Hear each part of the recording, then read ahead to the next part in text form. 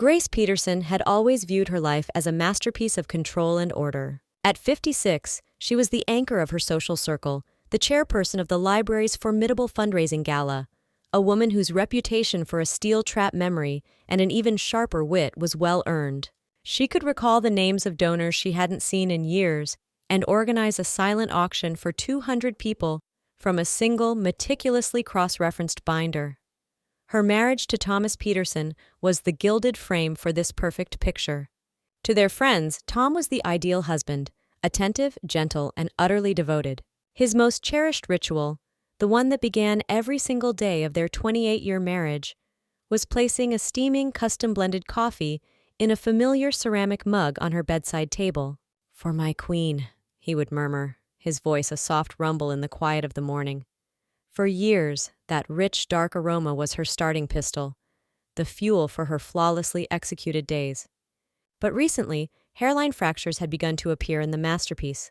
An insidious fog, thick and disorienting, had rolled into the pristine landscape of her mind. It began subtly, as most erosions do. She missed a dentist's appointment, an oversight so uncharacteristic that she argued with the receptionist who called to reschedule, insisting there must be a mistake, before shamefully realizing her calendar was bare on that day. Tom had been so kind, rubbing her shoulders and dismissing it. "You're running on empty, Gracie. You give so much to everyone else. It's bound to catch up." A week later, she stood in the produce aisle of the grocery store, staring at her own elegant cursive on her shopping list. The word cilantro looked alien, a jumble of letters devoid of meaning. She bought parsley instead, only realizing her error when she started cooking that evening. Tom had simply laughed and picked it out of his food. "Adds character," he'd said with a wink. The fog grew denser, muffling not just her thoughts but her physical coordination. She felt a frustrating lag between intention and action, as if she were piloting her own body from a great distance. The culmination of this quiet, terrifying decline occurred on a crisp Saturday night. They were at the home of their oldest and dearest friends, David and Maria Chen, for an impromptu dinner party. Grace, hyper-aware of her recent clumsiness, nursed a single shallow glass of Cabernet, determined to remain lucid. She was regaling the table with an amusing anecdote about the library's new, overzealous security guard when she stood to help Maria clear the plates.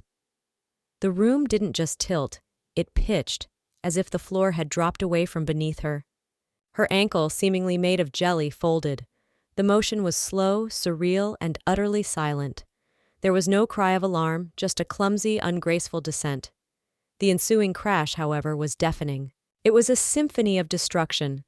The high-pitched shatter of the crystal water glass she swiped off the table, the hollow thud of her hip against a mahogany end table, and the percussive clatter of a brass lamp as it skittered across the polished hardwood floor. For a suspended moment, she lay amidst the debris, the scent of spilled wine and shattered dignity thick in the air. The concerned faces of her friends swam above her like distorted masks. Tom was by her side in an instant, his expression a perfect, theatrical blend of pained embarrassment and deep, loving worry. "Perfect? Grace, honey, are you okay?" he whispered, his voice pitched just loud enough for David and Maria to hear every syllable of his long-suffering concern. As he helped her to her feet, his grip on her arm was less supportive than it was proprietary. He shot a quick, meaningful look at David, a silent, powerful message that communicated everything. "See? This is what I've been telling you. This is my burden." Grace, her cheeks aflame with a humiliation so profound it felt like a physical burn, saw only deep, sorrowful pity in Maria's eyes. The fog in her head was so thick she couldn't string together a coherent apology, only mumble about her shoe. All she knew with certainty was that her meticulously controlled world was falling apart, and the person everyone believed was her savior was the one handing her the hammer. The disastrous fall at the Chens became Tom's cornerstone for the narrative he was so carefully building. In the days that followed, he moved with the quiet, devastating efficiency of a master strategist, isolating Grace with layers of feigned concern. She was in the sunroom trying to read when she overheard his phone call from the study. The door was slightly ajar, and his voice, low and sorrowful, carried clearly. He was speaking to Karen Miller, Grace's best friend since their children were in preschool together. The one person Grace believed would see through any artifice. "I just don't know what to do anymore, Karen," Tom sighed, his voice laden with a theatrical despair that made Grace's blood run cold. "She hides the bottles or drinks when I'm out. I don't know which. But then, moments like Saturday night. It's escalating. I'm so damn scared for her." A cold, heavy knot tightened in Grace's gut. Hides what bottles? She wanted to storm in there and demand an explanation, but before she could move, Tom emerged, his face a mask of sadness. "That was Karen," he said, his voice gentle as he stroked Grace's hair. "She's just so worried about you, honey. We all are." The word "we" was a deliberate wedge, driving a chasm between Grace and the world she knew. That poison, once administered, spread quickly. The following week, a planned lunch with Maria Chen felt like an interrogation. Maria, normally effervescent and full of gossip, was subdued, her questions circling a single unspoken subject. "Are you feeling all right, Grace? Truly? You seem so distant lately," she'd probed, her eyes scanning Grace's face for signs of dissipation. When Grace tried to steer the conversation to a new exhibit at the art museum, Maria offered only a sad, knowing smile that was more damning than any accusation. The comfortable intimacy they had shared for over a decade had vanished, replaced by a clinical, cautious pity. The interactions with Karen were the cruelest cuts of all. Karen came over, ostensibly for tea, but it was clear she was on a mission. She sat next to Grace on the sofa, her posture radiating an earnest, sisterly concern. She took Grace's hand, her own warm and firm. "Grace, you know you can talk to me about anything," she began, her voice a soft coo. "This isn't you. Tom is beside himself. He loves you so much, and he just wants his vibrant, brilliant wife back. We all want you back." Grace felt the trap closing. Every protest she tried to mount was met with a gentle, patronizing counter. "I only had one glass of wine," Grace insisted, her voice thin. Karen's eyes softened with sympathy. "That's what you remember, honey. That's part of the disease. It tricks your mind." The gaslighting was so pervasive, so expertly executed by the people she trusted most, that Grace began to question her own sanity. She started conducting frantic, secret searches of her own home, looking in the back of her closet, under the bathroom sink, in the garage, anywhere a person might hide a bottle. She found nothing. This absence of evidence, which should have been exonerating, somehow became proof of her own cunning and denial. The internal voice of doubt grew louder. Could they be right? Is it possible I'm having blackouts, drinking and not even remembering? Her mind, already clouded by the relentless fog, felt like a hostile territory. Her own memories were now suspect, her perceptions unreliable. She was an island, and the tide of her friend's loving concern was rising, threatening to drown her completely. Her own reflection had become a stranger's. A tired, bewildered woman with haunted eyes, fading a little more each day under the crushing weight of their care. The final decisive blow to Grace's crumbling defenses landed on a Tuesday. This was no ordinary day. It was the date of the library's crucial pre-gala planning meeting, an event she was not just attending, but chairing. This meeting was her chance to reassert herself, to prove to the committee, and more importantly, to herself, that the sharp, competent Grace Peterson was still there. She woke with the familiar, oppressive heaviness in her limbs, but she was determined to fight through it. When Tom brought her the morning coffee, she drank it down with a desperate gratitude, praying the caffeine would act as a blade to slice through the fog. "Big day, Gracie," he'd said, planting a kiss on her forehead.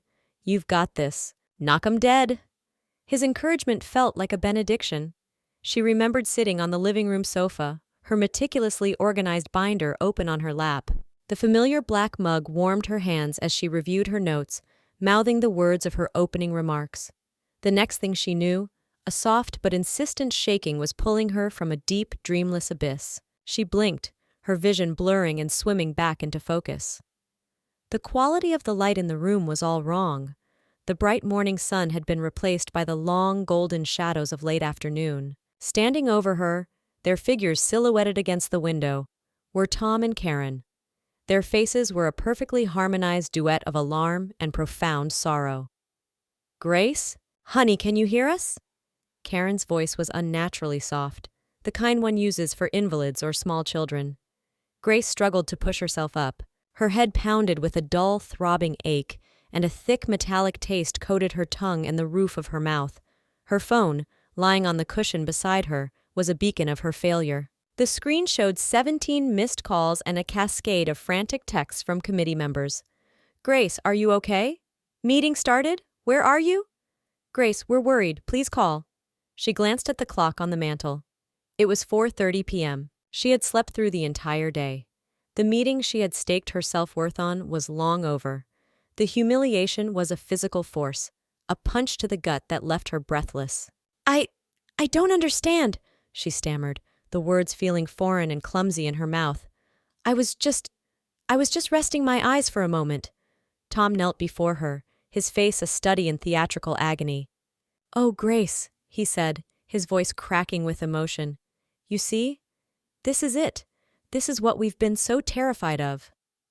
That evening, they sat her down at the formal dining room table, a space usually reserved for holidays and celebrations. Tonight, it felt like a courtroom where she was the sole defendant. Tom and Karen sat opposite her, a unified front of grave concern. Tom did most of the talking, his hands clasped so tightly on the polished wood that his knuckles were bone white. I had to call David, he began, his voice low. He was so worried when you didn't show. They all know now, Grace. There's no more hiding. We can't keep pretending this isn't happening. Karen leaned forward, her expression one of deep, pained empathy. We've done some research, she said gently, as if offering a great gift. We've found a place. A beautiful facility upstate on a lake. It's not a punishment, Grace. It's a sanctuary. A place for you to rest, to heal, to find yourself again. Tom's eyes welled with perfectly timed tears. We can't just stand by and watch you self-destruct, he pleaded, his voice thick. So Karen and I, and the Chens, we want to hold an intervention, tomorrow night. We need you to sit with us and hear how much we love you, and how much we need you to accept this help. Please, Grace, we're begging you, before it's too late. She looked from Tom's tear-streaked face to Karen's earnest, pleading gaze. They had dismantled her reality, brick by brick, and now they were offering to build her a beautiful new cage. Her protests died in her throat, smothered by the fog of confusion and the irrefutable evidence of her own failure. Her will dissolved into the oppressive atmosphere of their concern. She gave a slow, barely perceptible nod, a silent, complete surrender. Grace awoke the next morning feeling hollowed out. A profound, desolate resignation had settled in her bones. The fight was over. They had won. She was the broken thing they all saw, a liability in her own life, and the exhaustion of trying to prove otherwise was too immense to bear. She would go to their intervention, endure their speeches, and allow them to ship her off to their sanctuary. The path of least resistance was the only one she had the energy left to take. When Tom entered the bedroom, a silhouette against the morning light, holding the familiar black mug, she waved a weary, dismissive hand from her pillow. Not today, Tom, she said, her voice flat and lifeless. If I'm going to do this, I need to start now. No crutches, no coffee. For a split second, a flicker of something she couldn't decipher, surprise, annoyance, panic, crossed his face before it was expertly smoothed away and replaced by a look of profound, supportive pride. Of course, honey, that's a wonderful first step. Whatever you think is best. I'm so proud of you. He placed the untouched mug on his own bedside table, a silent testament to her resolve, and left her alone in the quiet room. A dull headache began to throb behind her eyes, which she dismissed as a simple caffeine withdrawal. She moved through the house like a ghost, tidying objects that were already perfectly placed, the silence amplifying her sense of defeat. But around noon, as she was listlessly dusting a bookshelf, something began to shift.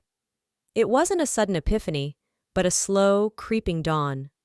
It started as a subtle change in acoustics, as if cotton had been pulled from her ears. The persistent, woolly blanket that had smothered her consciousness for months began to feel less like a shroud, and more like a thinning veil. She stood by the large window in the living room, looking out at the autumn garden. And she saw it, really saw it. She saw the intricate, gossamer-thin veins on a fallen maple leaf, the brilliant crimson bleeding into a delicate yellow at its edges. She could distinguish the individual notes in the frantic chirping of sparrows at the feeder. The world was slowly coming back into focus, moving from a blurry watercolor to a high-definition photograph. By 3 o'clock, the transformation was undeniable. The fog was not just thinning, it was in full retreat. It was receding like a tide, leaving behind the stark, sharp, gloriously familiar coastline of her own mind. A complex thought, a memory of a passage from a book she'd read a decade ago, surfaced, and she was able to follow it from beginning to end without losing the thread. With this returning clarity came a physical restlessness. She walked into the master bathroom and stared at her reflection. The haunted, confused stranger from yesterday was gone. In her place stood Grace Peterson. Her eyes, her own eyes, were clear, alert, intelligent, and now blazing with the light of a dawning, monstrous suspicion. With the clarity came the thought, a single, horrifying puzzle piece that slammed into place with the force of a physical blow. Horrifying puzzle. It was never about the wine. It was never about a secret illness. It was about the one constant, the one ritual, the one thing she had refused for the first time in months. Her heart began to hammer against her ribs, a frantic bird suddenly aware of its cage. Her breath hitched. She turned, her movement stiff, and walked back into the bedroom. There on Tom's nightstand, a silent, dark accusation, sat the mug of coffee he had prepared for her that morning, now cold and untouched. It wasn't an offering of love, it was a dose of poison. The realization washed over her, not as a wave of grief, but as a tide of ice-cold, clarifying rage. Tom's concern, Karen's support, the Chen's pity, it was all a meticulously choreographed lie, and for the first time in a very long time, she could see it all. The woman who went to bed a victim was gone forever. In her place stood a cold, meticulous strategist, resurrected by the very poison meant to erase her. The methodical mind that had once organized fundraisers was now entirely focused on a new, far more personal project: the complete and utter demolition of her husband's treachery. Her first and most critical task was to maintain the illusion of her defeat. She had to continue playing the part of the fragile, broken woman they were all so eager to save. That evening, when Tom came home from work, she met him at the door with eyes she deliberately reddened by staring at a light bulb. Her voice, when she spoke, was a masterpiece of trembling vulnerability. "I'm so scared, Tom," she whispered, allowing him to pull her into a hug. The contact was repulsive. His embrace felt like a spider's web, sticky and menacing, but she forced herself to lean into it. "But I know you're right. I'll listen to everyone at the intervention. I'm ready to get better." He held her tighter, a low murmur of satisfaction in his chest. "That's my girl," he said into her hair. "It's all going to be okay now." The next day, she put her counter-operation into motion. She told Tom she needed one last day of normalcy to run some errands and prepare her mind. He readily agreed, pleased by her proactive stance. Her first stop was not a beloved boutique but a nondescript electronics store in a strip mall 2 towns over. Her heart pounded a nervous rhythm against her ribs as she scanned the shelves of surveillance equipment, trying to look like a cautious new mother, not a woman gathering evidence against her husband. She finally selected a small, powerful nanny cam, ingeniously disguised as a black USB phone charger. It was innocuous, modern, and perfect. Her second stop was a 24-hour pharmacy, where the bright, sterile lights felt accusatory. She purchased a small sterile specimen vial and a prepaid mailer, her hands clammy as she paid in cash. Her most crucial preparation was done late that night, hunched over her laptop after Tom was asleep.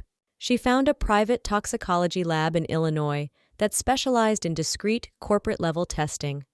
The website promised absolute confidentiality and rapid, secure digital results.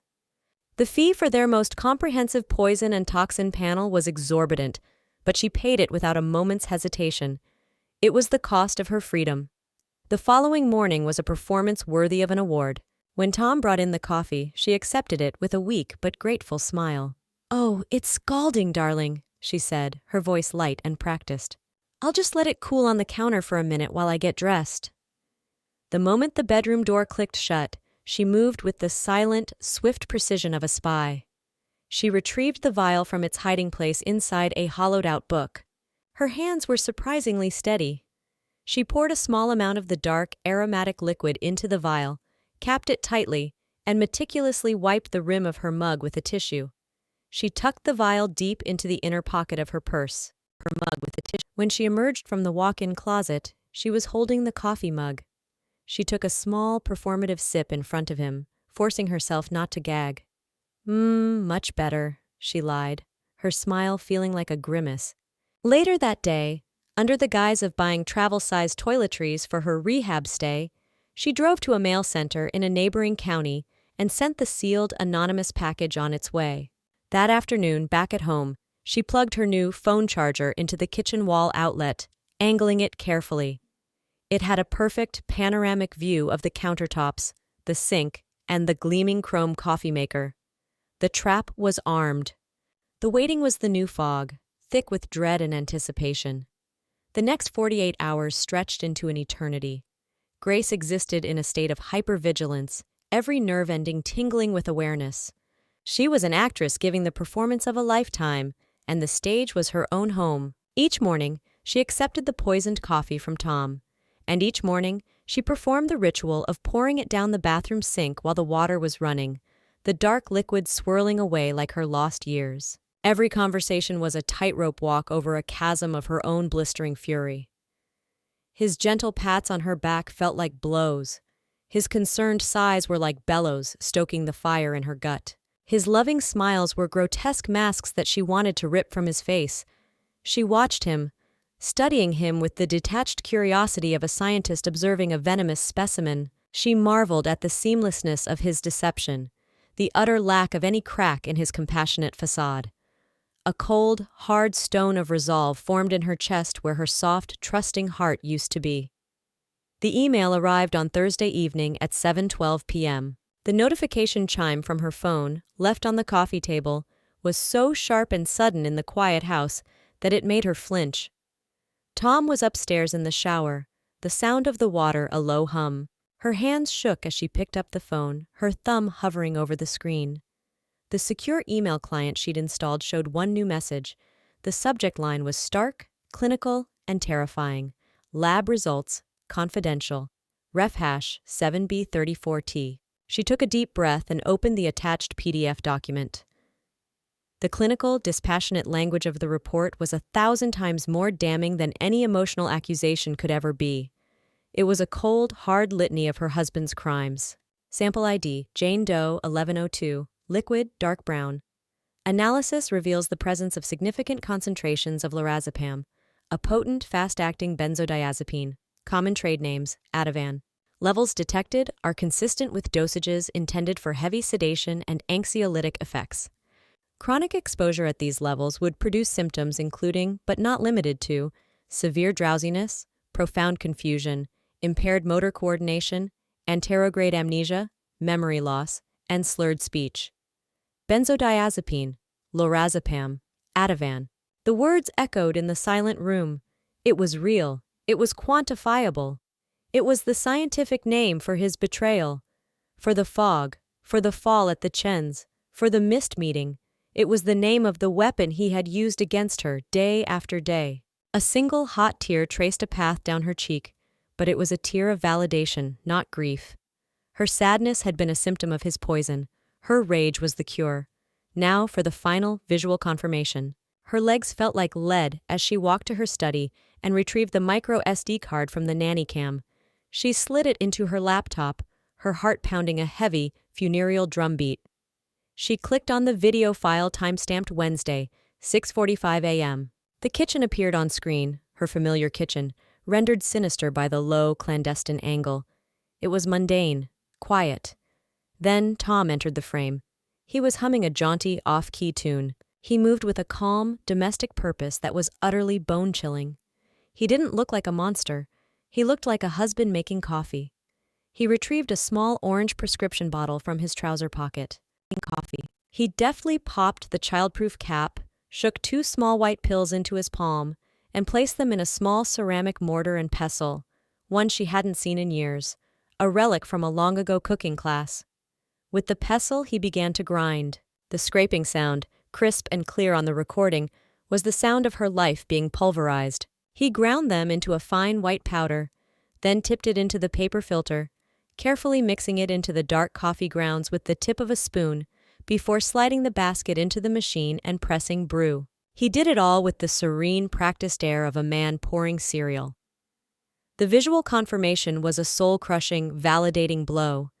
The image of her husband, her devoted Tom, calmly destroying her mind, was now seared into her memory forever. The horror of the video did not shatter Grace.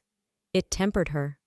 The last vestiges of the soft, pliable woman she had been were burned away in the cold fire of that recording, leaving behind someone forged of ice and pure, unadulterated resolve. There would be no screaming matches in the dead of night, no tearful, messy confrontations in the kitchen. Tom had meticulously set a public stage for her downfall. She would now set a grander one for his. She found him in the living room, feet up, reading the paper as if the world were still right. She approached him, her footsteps silent on the thick rug. Her face was a carefully constructed mask of fragile, exhausted resolve. "Tom," she began, her voice a reedy whisper she had to force from her throat. "I've been thinking all day. You're right. Everyone is right. We should do the intervention tonight. I can't drag this out. Let's just get it over with." Tom lowered his paper, and his face flooded with an expression of such profound relief and triumph it was all she could do not to slap him.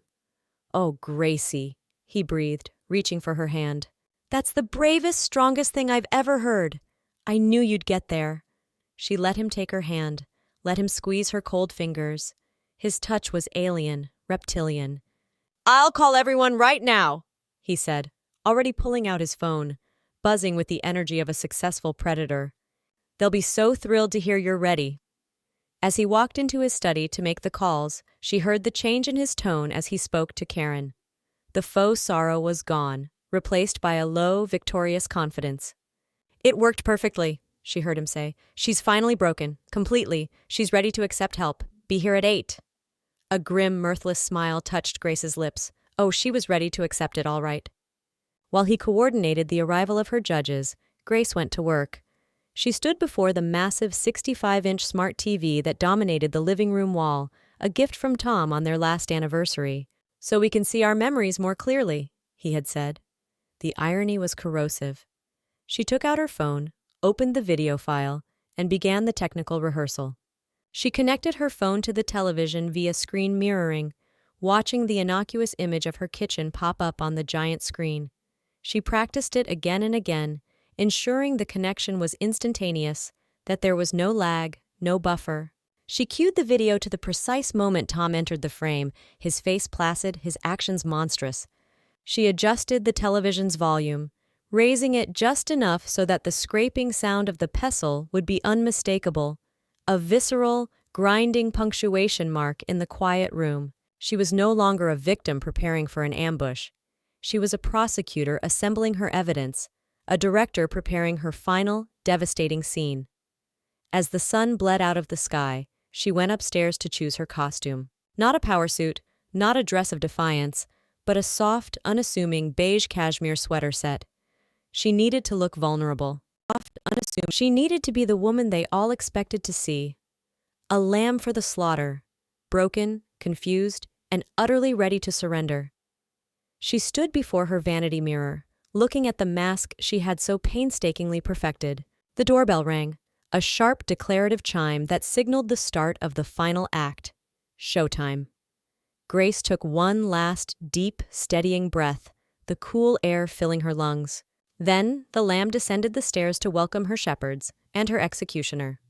The living room air was thick and heavy with a cloying, funereal solemnity.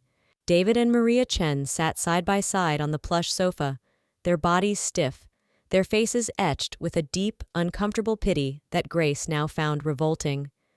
They couldn't quite meet her eyes. Karen sat in the large leather armchair next to the empty one reserved for Grace, occasionally reaching out to pat her arm in a gesture of suffocating support that felt like a brand. Tom stood before the fireplace, a benevolent patriarch, the very picture of a noble, tormented husband steeling himself for the painful but necessary task ahead. He had orchestrated this theater of concern perfectly. The intervention began, a slow, agonizing pageant of lies. David, ever the diplomat, spoke first, his voice gentle. He spoke of their decades of friendship, of cherished memories from when the kids were young, and of his and Maria's growing, helpless concern as they watched the shadow fall over Grace. It was a speech full of well-meaning, misplaced compassion, every word a small sharp stone pelting her. Then Tom took the floor. It was a breathtaking performance, a monologue that dripped with pathos and fraudulent love. He paced slowly before the fireplace, his hands gesturing with heartfelt sincerity. He spoke of sleepless nights spent watching her breathe, of his desperate fear of receiving a tragic phone call, of a love so profound and boundless that it compelled him to orchestrate this painful but vital moment. "I see you, Grace," he said, his voice thick with carefully modulated emotion as his gaze locked with hers. "I see your pain. I see your silent cries for help. We all do. We're not here to judge. We're here to save you."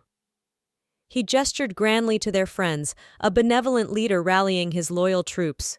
He took a step closer, his eyes glistening with perfectly formed, unshed tears. "Grace, we're doing this because we love you," he concluded, his voice breaking on the final word with masterful timing. "Please just let us help you." A heavy, profound silence filled the room, pregnant with expectation. All eyes turned to Grace, the broken woman in the cashmere sweater, who was supposed to dissolve into tears and confess her sins. Instead, she stood up. Her movements were not fragile. They were fluid, calm, and deliberate, radiating a power that immediately shifted the atmosphere in the room. "You're right, Tom," she said, her voice not a whisper, but a clear, resonant bell that cut through the emotional fog he had so expertly created. "You all do need to see the truth." Before anyone could process the change in her demeanor, she lifted her phone. Her thumb, firm and steady, tapped the screen. The 65-inch television behind Tom, which had been displaying a serene landscape, flickered to life. The image that appeared was their pristine kitchen, seen from the odd, low angle of a wall outlet. A collective, confused silence fell over the room. Then Tom walked into the frame, humming. The room was plunged into a state of suspended animation. They watched as the man on the screen, the same man standing before them, his face beginning to pale and slacken, took out a familiar orange pill bottle. They watched him grind the pills into a fine white powder. They watched in horrified silence as he meticulously, lovingly poisoned the coffee. The only sound in the entire world was the high-fidelity scrape of the pestle against the mortar, amplified by the television's surround sound speakers. A grinding, repetitive noise that seemed to be eroding the very foundations of the room. Maria Chen's hand flew to her mouth, a strangled, guttural gasp escaping her lips. David Chen's face transformed in a matter of seconds, the gentle pity draining away to be replaced by a mask of horrified disbelief, which then hardened into a look of pure, unadulterated fury as he stared from the screen to the man beside it. Karen, the supportive best friend, went entirely ashen, her face a canvas of dawning, sickening comprehension. The hand that had been offering comfort was now frozen in mid-air as she finally understood she was not a savior, but a fool. But Grace's eyes were fixed on only one person. Tom's mask didn't just crack, it shattered, imploded, and disintegrated into nothing. The noble concern, the loving grief, the tearful plea, it all evaporated, revealing the raw, bug-eyed panic of a cornered, despicable animal. His mouth opened and closed, a fish gasping for air, but no sound came out. He was exposed, judged, and utterly condemned, not by a jury, but by his own monstrous actions, broadcast in crystal-clear HD in the very home he had turned into a gilded cage. He looked at Grace, his eyes wide with a silent, desperate plea, but he found no mercy there. He found only a cold, clear, and final verdict.